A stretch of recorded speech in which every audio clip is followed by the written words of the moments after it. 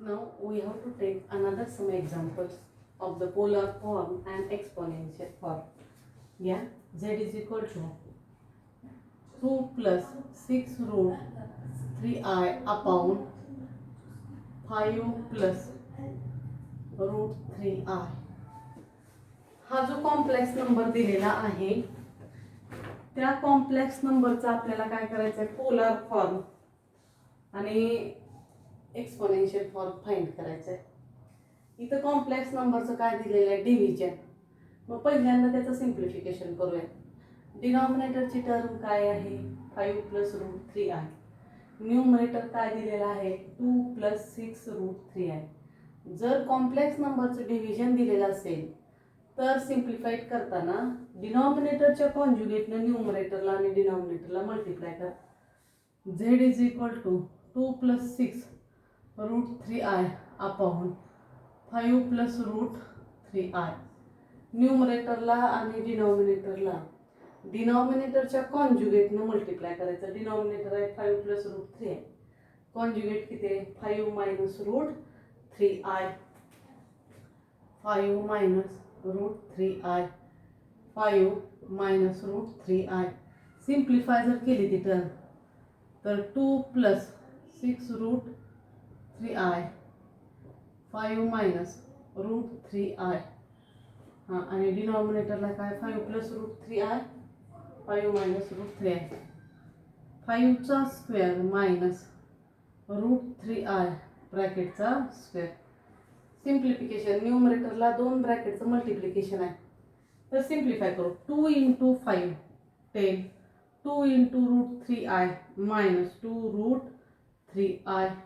6 root 3i into 5. 6 5 30 आणि sign काय असेल, प्लस 30 रूट 3i मायनस आणि plus minus 6 into root 3 into root 3.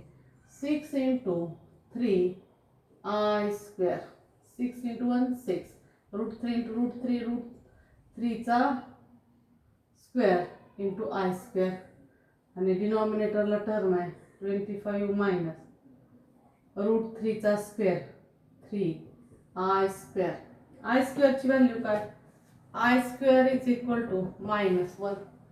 हे सबस्टिट्यूट करू इथं. मग काय होणार आहे बघा, term 10 minus 2 root 3i plus 30 root 3i plus 28 root 3i. Root 3चा स्क्वेअर किती झाला, root and square get cancel. Term किती दिलेले आहे हे बघा, मायनस 6 इंटू रूट 3चा स्क्वेअर इंटू आय स्क्वेअर. ही अशी टर्म आहे, त्याचं सिम्प्लिफिकेशन करायचं आहे. -6 ॲज इट इज, स्क्वेअर आणि root get cancel into 3 into i square. 6 into 3 into -1. 6 into 3 -18. Therefore, the simplifying term of this 6 root 3i bracket square is -18 आणि हा आहे 10 अपॉन सिम्प्लिफिकेशन करा. 25 3 रूट 3i ब्रॅकेटचा स्क्वेअर घेतला तर काय होणार आहे, 3. आय स्क्वेअरची व्हॅल्यू किती, -1. हे काय होईल, प्लस 25 अधिक 3 28. आणि हे बघा 10.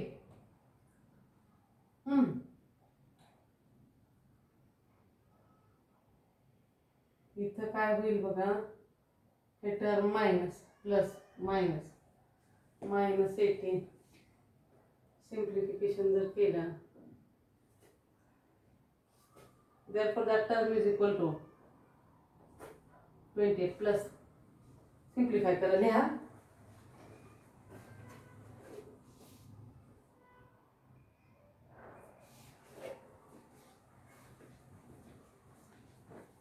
-18 ना. आणि आय स्क्वेअरची व्हॅल्यू किती, -1. मायनस इंटू मायनस किती झाला, प्लस 10 आणि प्लस 18 28 प्लस 28 रूट 3i आपण 28 कॉमन घ्या.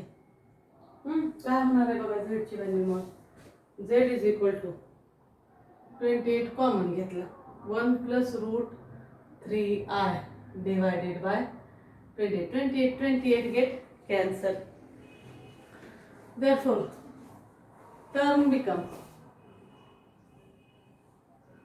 z is equal to 1 plus root 3i. A is equal to 1. B is equal to root 3. ठीक आहे, पोलर फॉर्म काढायचा आहे. R is equal to under root of a square plus b चा square root of 1 चा square plus root 3 चा square is equal to 1 plus root 3 चा square किती झाला 3. root 4 म्हणजे किती झाला 2. हां, मग पोलर फॉर्म काय सांगतोय z is equal to r cos theta plus I sin of theta.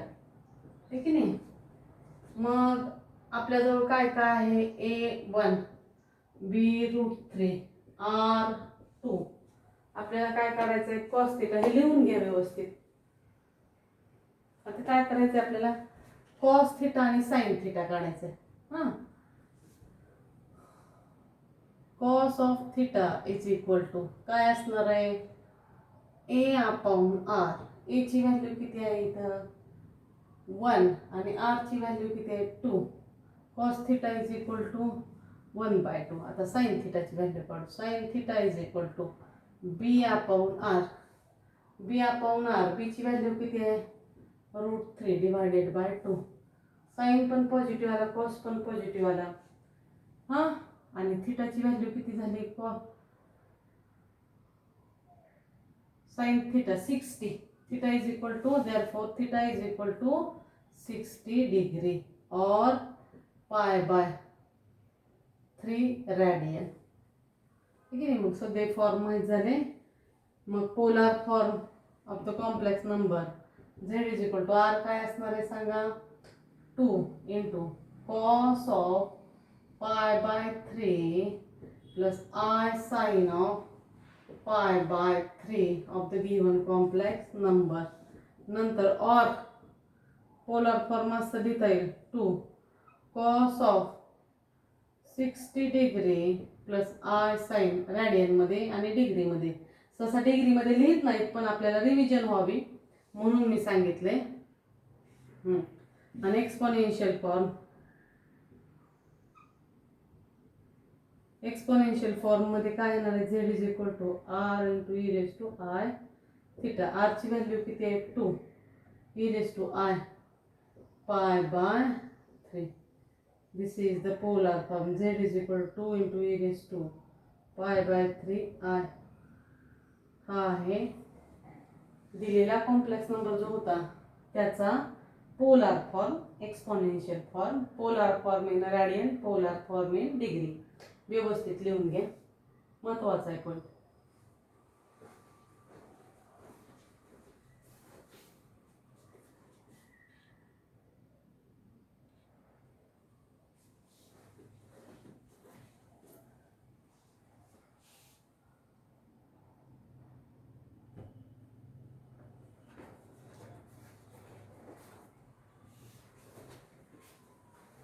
Next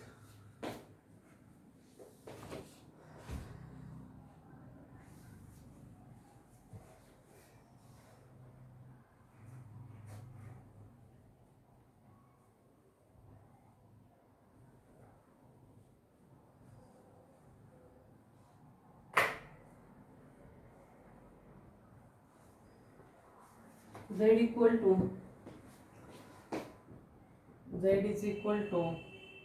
-6 plus √2r. याचा पोलर फॉर्म आणि कॉम्प्लेक्स फॉर्म काढायचा आपल्याला. z is equal to, मग पोलर फॉर्म काढण्यासाठी r ची value compare this with the complex number. हे गणित आहे ते complex number a plus ib सोबत कंपेअर करा. a is equal to -6, b is equal to √2 है की नाही. therefore r is equal to under root of -6 चा स्क्वेअर plus √2 चा square. therefore 36 plus 2 therefore root of 38 r 36 2 चा square 2च राहील route 2 चा square 38 therefore z is equal to polar form r cos of theta plus I sin of theta. लिहा.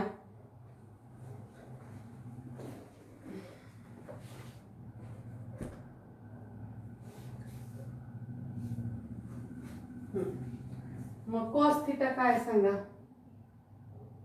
ए आपल्याजवळ आहे. cos of theta is equal to काय येणार आहे सांगा. cos theta is equal to a by r. A ची value किती -6 by root of 38. आता ह्या काही कोणताच थीटा नाही. अगोदर आपण प्रत्येक थीटा फाइंड करत होतो येत होता, पण आता हा थीटा -6 बाय रूट 38 कुठंच नाहीये. Sine of theta is equal to b by r. B by r is equal to root 2 by root 38. मग theta is equal to we know. आता हा मेजर अँगल 0, 90, 180, 270, 360 किंवा 45, 60, 30 याच्यामध्ये तर नाही. मग we know tan of theta is equal to b by a.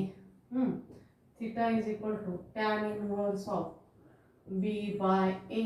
आणि मग तो टॅन इनवर्स ऑफ असं नसेल तर बी असं डायरेक्ट ठेवलं. बी ची व्हॅल्यू किती आहे इथं रूट 2 आणि ए ची व्हॅल्यू किती आहे -6. therefore theta is equal to tan inverse of root 2 by -6. ही आहे व्हॅल्यू थीटाची. लिहून घ्या. दरवेळेसच मेजर थीटा येईल असं काही नाही. बिना मोजता येण्यासारखं सुद्धा असेल तर असं घ्यायचं.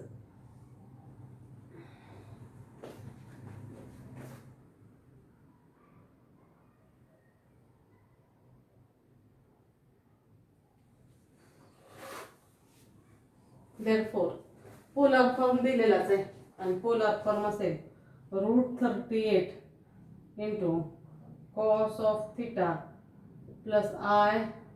थीटा किती येईल आता इथं cos of tan inverse of root 2 by -6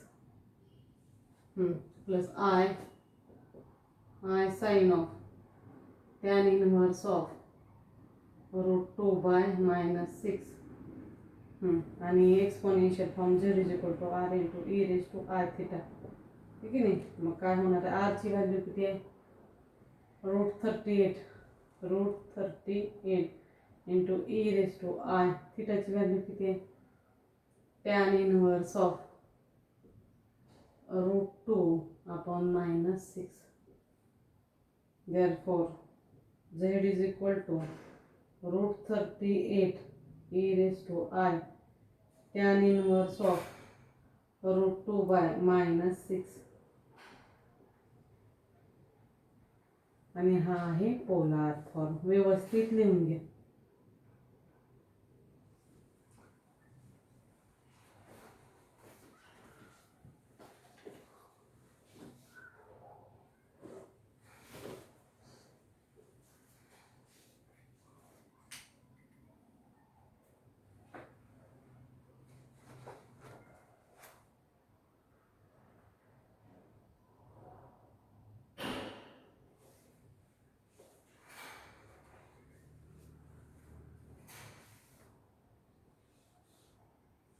next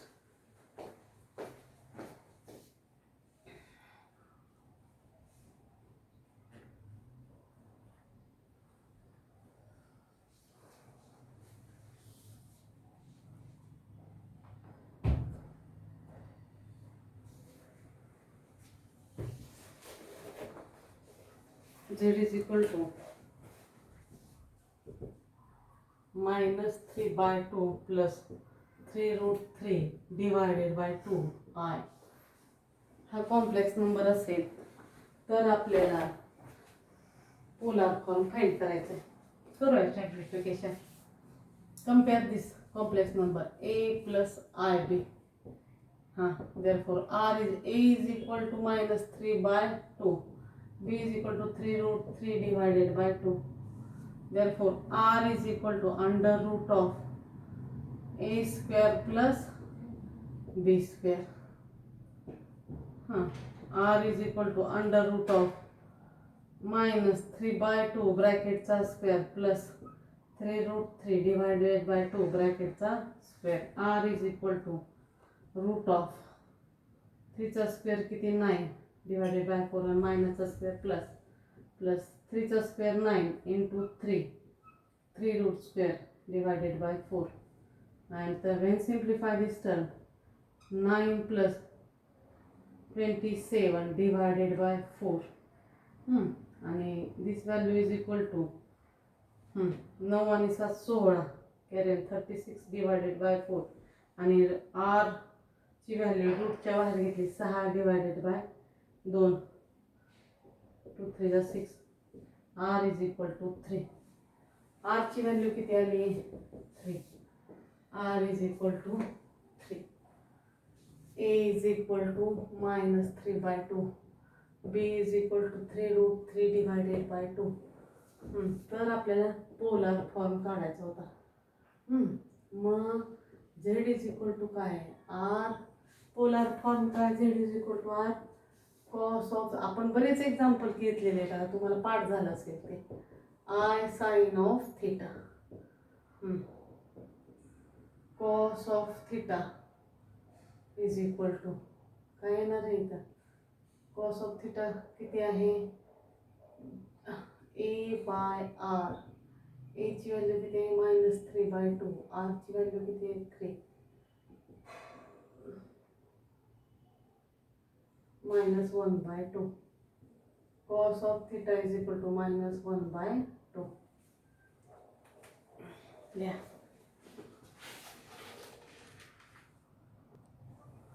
घ्या cos थिटाची व्हॅल्यू किती आली -1/2. आता sin थिटाची काढू.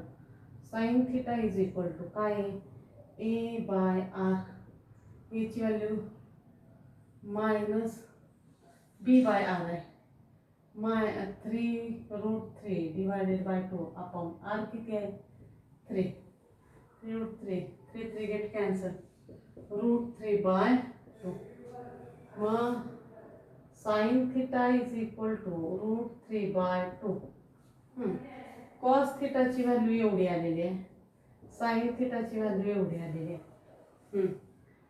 sin 60 किती आहे √3/2. 60 काय असणार आणि sin पॉझिटिव्ह आहे आणि cos निगेटिव्ह आहे म्हणजे कोणत्या क्वाड्रंटमध्ये लाय झालेलं आहे ते पहिल्या क्वाड्रंटमध्ये. आणि म्हणजे त्याची व्हॅल्यू काय येणार आहे π/2 plus that is 2π minus theta. π minus theta. π minus theta किती होणार आहे π minus theta. π minus 60 π/3 is equal to 2π/3. हां बघा थिटा किती झाला therefore theta is equal to हा sin theta 60 साठी हा 60 साठी आणि कुठं काय झालेला आहे फर्स्ट क्वाड्रंट मध्ये सेकंड क्वाड्रंट मध्ये म्हणजे काय पाय मायनस थिटा. थिटा किती आहे आपला इथं थिटा इज इक्वल टू π/3 आहे की नाही. मग cos ऑफ आहे बघा cos of π - π/3 is equal to cos of 2π/3. 2π/3 हां आणि साइन ऑफ हे बघ cos ऑफ π/3 म्हणजे किती पाय असेल तर ट्रिगोनोमेट्रिक फंक्शन चेंज होत नाही ते cos ऑफ तसंच राहतंय आणि π/3 आणि त्याची cos π/3 ची व्हॅल्यू म्हणजे cos 60 ची व्हॅल्यू किती आहे 1/2. 1/2 आणि त्याची साइन काय आहे सेकंड क्वार्टर मध्ये मायनस असाला साइन पाय मायनस π/3. आता हे साइनच राहणार आहे साइन ऑफ π/3 आणि ह्याची व्हॅल्यू किती आहे √3/2 हे चालेल व्हॅल्यू. आणि थिटा किती आला मग त्याचा theta is equal to 2π/3. Value theta is equal to 2π/3. मग आता आपल्याजवळ आर आहे ए आहे बी आहे आणि थिटा आहे तर आपल्याला polar form of the complex number find करायचा आहे. व्हॅल्यू ठेवूयात आता लिहून घे. Therefore, polar form of the complex number is polar form. Z is equal to r cos of theta plus I sin of theta. R किती value आहे 3. cos of 3 pi by 2 pi by 3 plus I sin of 2 pi by 3. This is the polar form. An exponential form is r3. R into e raised to I 2 pi by 3 is the exponential form of the given example, and this is the polar form. हा polar आहे आणि हा exponential आहे. लिहून घ्या व्यवस्थित.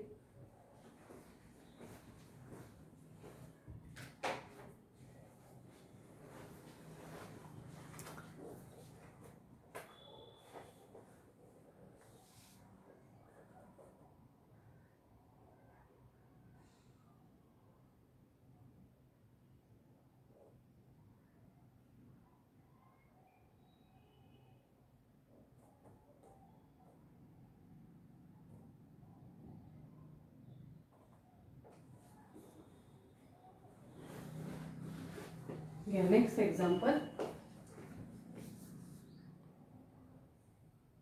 If 4 मार्काला विचारलं जातं बघा. If x plus iy is equal to a plus ib upon a minus ib, prove that x square plus y square is equal to 1. x square plus y square is equal to 1. मग पहिल्यांदा दिलेल्या complex नंबरचं simplification करूया. Given काय दिलेला आहे x plus iy is equal to a plus ib upon a minus ib. x आणि y ची व्हॅल्यू काढून घेऊ. मग हा कॉम्प्लेक्स नंबरला सिम्प्लिफिकेशन करावं लागणार आहे थोडंसं. डिनॉमिनेटरला भागाकार आहे ठीक आहे नाही. डिनॉमिनेटरला जी कॉम्प्लेक्स नंबर आहे त्याच्या कॉन्जुगेटनं न्यूमरेटरला डिनॉमिनेटरला मल्टिप्लाय करा. a plus ib upon a minus ib into conjugate a plus ib upon a plus ib. a plus ib a plus ib a plus ib ब्रॅकेटचा स्क्वेअर आणि डिनॉमिनेटरला a स्क्वेअर मायनस ib ब्रॅकेटचा square. i स्क्वेअरची value किती आहे. I square is equal to -1. मग -1 minus plus आणि value काय होईल इथे a plus a square plus 2abi प्लस ह्याचं एक्सपान्शन जर केलं तर b square i square upon a square minus i square b square. i square is equal to -1 इथे व्हॅल्यू ठेवत काय होणार आहे मग ते तर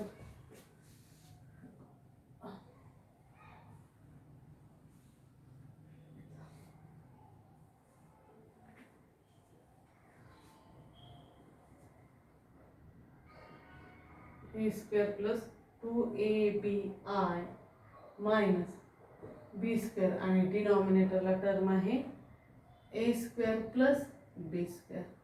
रियल कडे घेऊ इमॅजिनरी.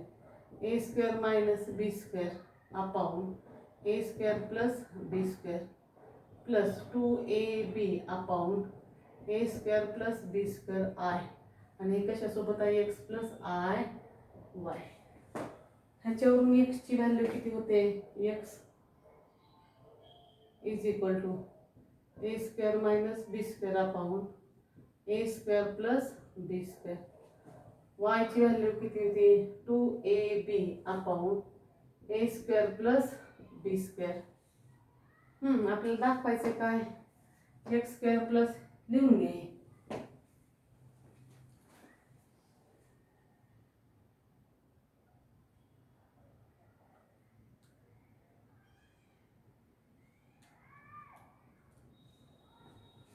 आपल्याला काय दाखवायचं लेट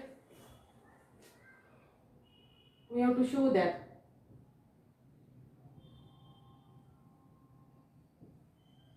काय दाखवायचंय x square plus y square is equal to 1 LHS.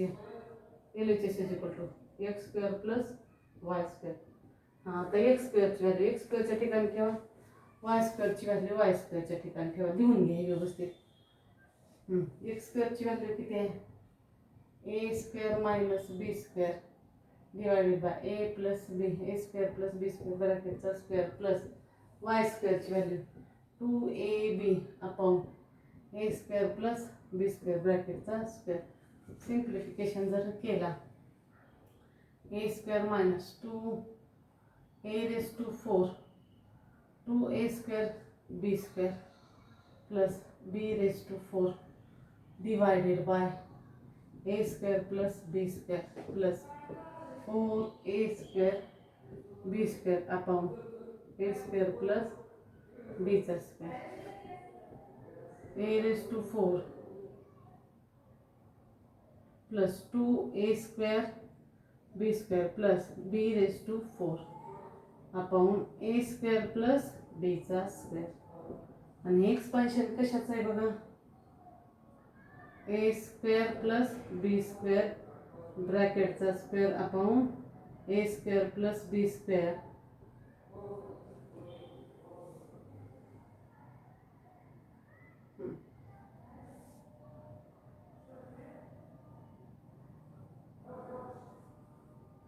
हे बघायचा स्क्वेअर, याचा स्क्वेअर, इथं सुद्धा स्क्वेअर आहे, इथं सुद्धा स्क्वेअर आहे, सेम टर्म कॅन्सल झाले.